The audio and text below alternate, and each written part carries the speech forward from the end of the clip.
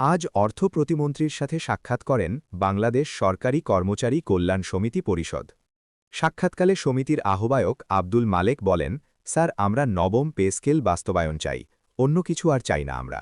বলতেই প্রতিমন্ত্রী মহোদয় আশ্বস্ত করছেন যে পে স্কেলের বিষয়টা আমার উপর ছেড়ে দিন, বাস্তবায়ন করতে যা যা করণীয় আমি করব। ঈদের আগেই নতুন পে স্কেল চান সরকারি চাকুরিজীবীরা, স্মারকলিপি প্রদান।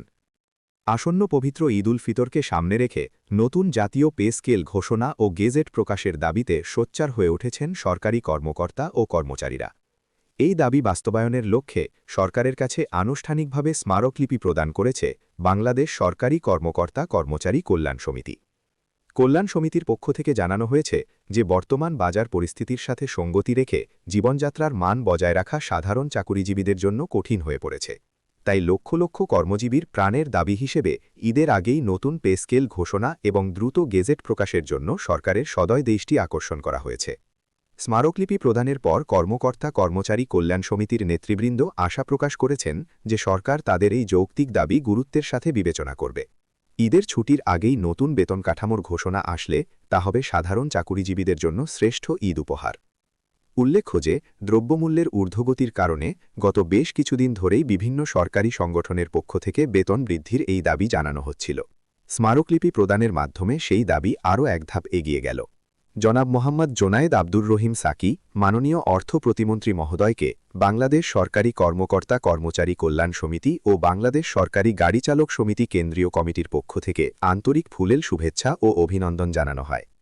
এ সময় গাড়ি চালক সমিতির আহ্বায়ক জনাব ইসাহাক কবির ও সদস্য সচিব হুমায়ুন কবির সহ সংগঠনের নেতৃবৃন্দ নবম পে স্কেল বাস্তবায়ন, সরকারি কর্মকর্তা কর্মচারীদের ন্যায্য অধিকার নিশ্চিতকরণ এবং বেতন বৈষম্য নিরসনের বিষয়ে গঠনমূলক আলোচনা করেন।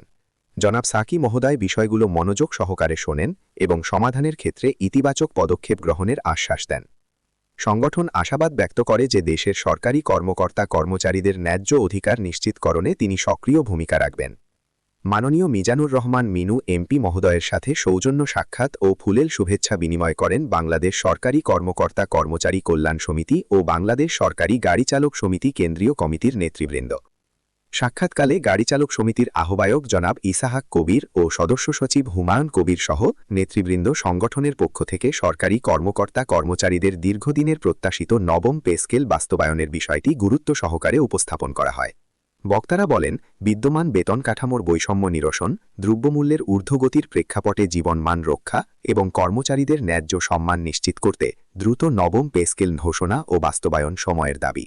মাননীয় মন্ত্রী মহোদয় বিষয়টি মনোযোগ সহকারে শোনেন এবং সংশ্লিষ্ট মহলে আলোচনার মাধ্যমে প্রয়োজনীয় পদক্ষেপ গ্রহণে ইতিবাচক আশ্বাস প্রদান করেন। নবম পে স্কেল বাস্তবায়নের পক্ষে তাদের যুক্তিসমূহ হল: ১. দীর্ঘ সময় বেতন কাঠামো অপরিবর্তিত। সাধারণত প্রতি ৫ বছর পরপর নতুন পে স্কেল ঘোষণা করার প্রচলন থাকলেও প্রায় ১ দশকের বেশি সময় ধরে নতুন পে স্কেল ঘোষণা হয়নি।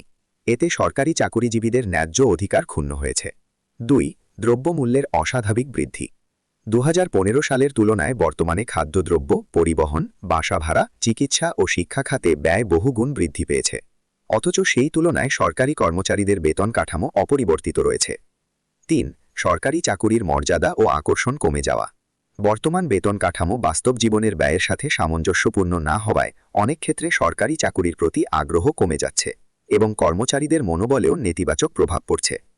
৪. প্রশাসনিক কার্যকারিতা বৃদ্ধি। যদি সরকারি কর্মকর্তা কর্মচারীদের ন্যায্য বেতন নিশ্চিত করা হয় তাহলে তাদের কর্মস্পৃহা ও দায়িত্ববোধ আরও বৃদ্ধি পাবে, যা রাষ্ট্রীয় সেবার মান উন্নত করতে সহায়ক হবে। ৫. সামাজিক নিরাপত্তা ও জীবনমান উন্নয়ন। সরকারি কর্মকর্তা কর্মচারীরা দেশের উন্নয়নের অন্যতম চালিকা শক্তি। তাদের জীবনমান উন্নত হলে তা রাষ্ট্রীয় সামগ্রিক উন্নয়নে ইতিবাচক ভূমিকা রাখবে।